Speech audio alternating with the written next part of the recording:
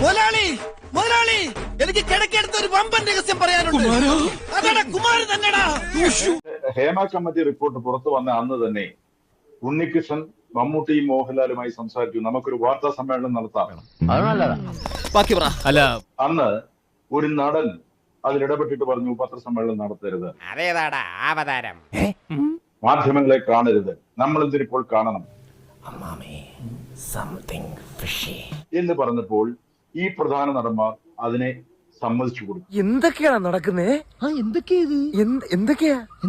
ഇതാണ് അന്ന് വാർത്താ സമ്മേളനം നടക്കാതെ പോയത്. ഓഹോ, അപ്പോൾ അങ്ങനെ ഒരു സംഭവം ഉണ്ടായിരുന്നല്ലേ? അങ്ങനെ ഇടപെട്ട ആൾ ആരാണ്? അമ്മയിലെ ഒരു പ്രധാനിയാണോ അത്? എന്താണ് ധൈര്യമായിട്ട് പറഞ്ഞു? എന്നെ ആരും ഇവിടെ തല്ലാനൊന്നും പോണില്ല. ജഗദീഷാണ് പറഞ്ഞത്. ഞാനോ? നീയും കൊടുക്കും. എനിക്ക് പറയുന്നതിന് ഒരു മടിയില്ല. ജഗദീഷാണ് പറഞ്ഞത്. ശരിയാണ് സാർ, അദ്ദേഹത്തിന് നിഷേധിക്കാനാവില്ല. അതല്ല ഉദ്ദേശം, ഞാൻ മാറി. സിനിമ എന്ന ഒരു മാധ്യമം അത് മാതൃകയായി കാണിക്കേണ്ട പ്രവർത്തിക്കേണ്ട മേഖലയിൽ ഇങ്ങനെയുള്ള പുഴുക്കുത്തുകൾ ഉണ്ടെങ്കിൽ അവരെ പുറത്ത് കൊണ്ടുവരേണ്ടത് നമ്മുടെ കൂടെ ഉത്തരവാദിത്വമല്ലേ? ക്ഷമിക്കണം, ഉപദ്രവിക്കരുത്, ജീവിതമാണ്. പിന്നെ താൻ എന്തിനാണ് ഇത്ര വലിയ വർത്തമാനം പറഞ്ഞത്? ജഗദീഷ് ഇങ്ങനെ വാർത്താ സമ്മേളനം നടത്തരുത് എന്ന് പറഞ്ഞതുകൊണ്ട് മമ്മൂട്ടിയും മോഹൻലാലും അത് വേണ്ട എന്ന് വെച്ചു എന്നാണോ താങ്കൾ പറയുന്നത്? സാർ എന്നെ ഇവിടെ ഇട്ട് കൊന്നാലും ഞാൻ ഒരു മടിയില്ല. ജഗദീഷാണ് പറഞ്ഞത്. അതിനു മുമ്പ് നിന്നെ ഞാൻ കൊല്ലും. പട്ടി, ഞാൻ എന്ത് തെറ്റ് ചെയ്തിട്ടാണ് ഞാനെന്ന് പറയണത്? അക്കാര്യത്തിൽ ഒരു ക്ലാരിറ്റി വേണം. കാരണം ഈ ജഗദീഷിന്റെ കാര്യം താങ്കൾ പറഞ്ഞത് കൊണ്ടാണ്. ജഗദീഷാണ് മാധ്യമങ്ങളോട് പറഞ്ഞത് കൃത്യമായിട്ട് കാര്യങ്ങൾ മാധ്യമങ്ങളോട് പറയണം എന്ന്. ഒന്നിനെ വിശ്വസിക്കാൻ കൊള്ളില്ല. വിശ്വസിച്ച് കൂടെ നടക്കുന്നവരാ ചതി കാണിക്കുന്നത്. അത് താങ്കൾ അദ്ദേഹം മാധ്യമങ്ങളോട് സംസാരിച്ച രീതി താങ്കൾ ശ്രദ്ധിച്ചിരുന്നതാണല്ലോ. ഇങ്ങനെ ഒളിച്ചു വെക്കേണ്ട കാര്യമില്ല എന്ന്. അതാണ് ലോകം.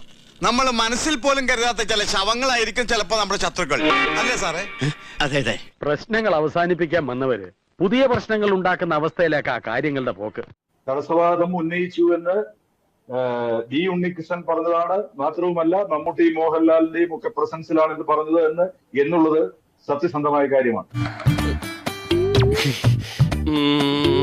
ഇന്നലെ രാത്രി ഇത് പറയുന്നതിന് എനിക്കൊരു മടിയുമില്ല. ഇങ്ങനെയുള്ള പുഴുക്കുത്തുകൾ ഉണ്ടെങ്കിൽ അവരെ പുറത്ത് കൊണ്ടുവരേണ്ടത് നമ്മുടെ കൂടെ ഉത്തരവാദിത്വമല്ലേ? പക്ഷെ ഇക്കാര്യത്തിൽ ജഗദീഷ് ഒരു ഹീറോയായി മാറുകയായിരുന്നു. കാരണം